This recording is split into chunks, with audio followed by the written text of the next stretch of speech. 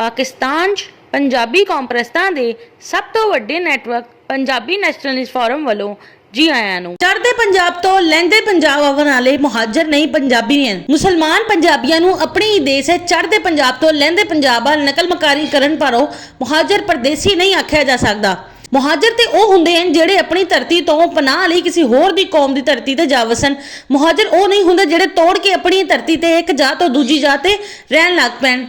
यूपीसीपी के मुसलमाना चढ़दे पंजाब के मुसलमान पंजाबियों नूं मुहाजर आख के ते आप भी मुहाजर बन के पाकिस्तान विच रज के फायदा चकदे है।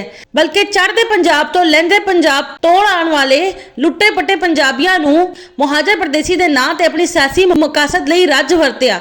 पाकिस्तान नूं मुस्लिम लीग दे कैबिनेट मिशन दी सिफारिशां नूं रद्द करके डायरैक्ट एक्शन डे दे जरिए मुतालबे मनवाउण तो बाद माउंटबेटन प्लान दे तहत बरतानिया दी पार्लीमेंट दे इंडियन इंडिपेंडेंस एक्ट 15 जुलाई 1947 दे तहत 15 अगस्त 1947 नूं वजूद विच ले आया गया।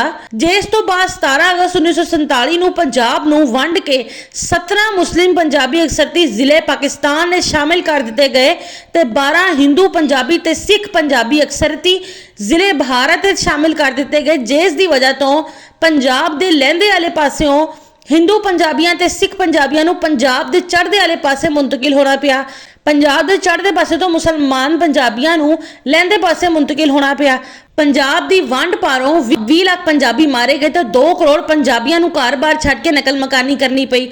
पाकिस्तान दे क्याम दे वेले जिवें पंजाब नूं मुस्लिम पंजाब ते गैर मुस्लिम पंजाब विच वंडिया गया, इंज यूपी ते सीपी दे मुसलमानां नूं चाहिदा सी कि यूपी ते सीपी दे इलाकिਆਂ ਨੂੰ ਵੀ मुस्लिम यूपी ते सीपी ते गैर मुस्लिम यूपी सीपी च वंडे। पर यूपी सीपी दे मुसलमानां ने चढ़दे पंजाब ते गवांड विच होण दा फायदा चक के एक तीर नाल दो निशाने कीते।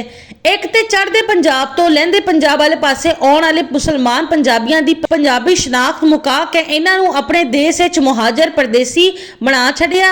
दूजा चढ़दे पंजाब तो लਹਿੰਦੇ पंजाब वाले पासे आउण वाले पंजाबियां दे पिछे लुक के ते अपने आप नूं मुहाजर करार दे के पंजाब ते सिंध दे वड्डे वड्डे शहरां पाकिस्तान दी हुकूमत, पाकिस्तान दी सियासत, पाकिस्तान दी सहाफत, सरकारी नौकरियां, जमीनां जायदादां ते कब्जा कर लिया।